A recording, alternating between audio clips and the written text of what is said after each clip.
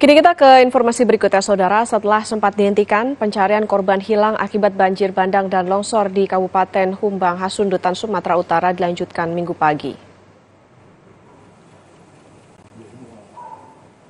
Pencarian hari pertama dihentikan sementara pada Sabtu sore, namun alat berat tetap bekerja hingga Sabtu malam untuk membuka akses jalan.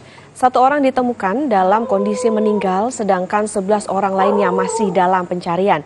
Pencarian hari pertama melibatkan 326 orang petugas. Menurut petugas, kendala yang dihadapi dalam pencarian korban yaitu material longsor bebatuan.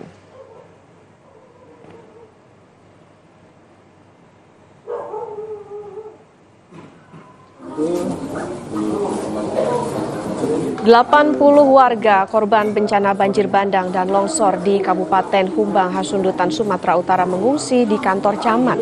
Korban yang mengungsi di posko pertama juga disiapkan makanan, pakaian, serta dapur umum.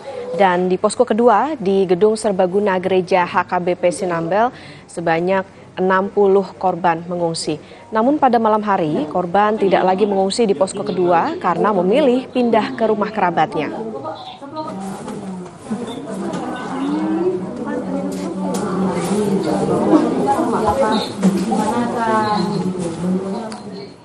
Hari ini adalah hari kedua pencarian korban banjir dan longsor Humbahas, Sumatera Utara.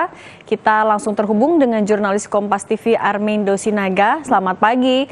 Di mana titik fokus tim SAR mencari korban banjir bandang dan longsor hari ini? Apakah tim SAR juga ditambah?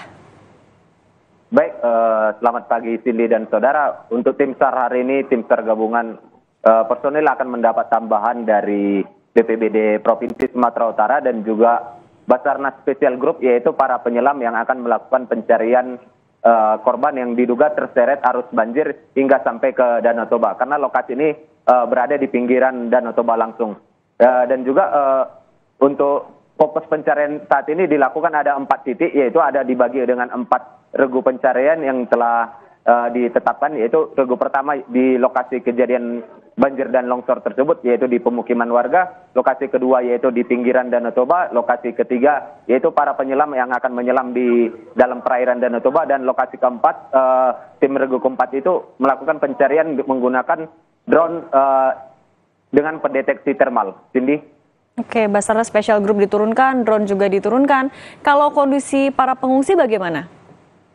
Baik, para pengungsi ada 80 orang pengungsi berada di kantor camat Bakti Raja yang disediakan menjadi ataupun disiapkan menjadi posko pengungsian kepada para korban terdampak warga-warga dari Desa Simangulampeni. Di dalam posko tersebut juga tersedia dapur umum dan juga kebutuhan-kebutuhan pokok lainnya kepada warga, yaitu makan dan juga pakaian dan kebutuhan-kebutuhan lainnya.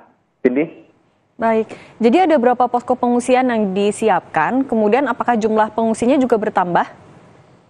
Baik, pemerintah Kabupaten Humbahas sebelumnya telah menyiapkan ada 2 posko pengungsian kepada para korban terdampak, yaitu selain posko di kantor camat Bakti Raja berjumlah 80 orang, ada juga sebelumnya posko pengungsian di Gedung Serbaguna HKBP Sinambela dengan jumlah warga di posko pengungsian tersebut sebanyak 60 orang. Tapi di malam harinya posko di Gedung Serbaguna HKBP tersebut para pengungsinya telah pindah ke rumah sanak saudara mereka yang dianggap lebih aman dan nyaman. Cindy? Baik, jadi para pengungsi juga lebih memilih untuk ke rumah kerabat. Terima kasih jurnalis Kompas TV dari Sumatera Utara.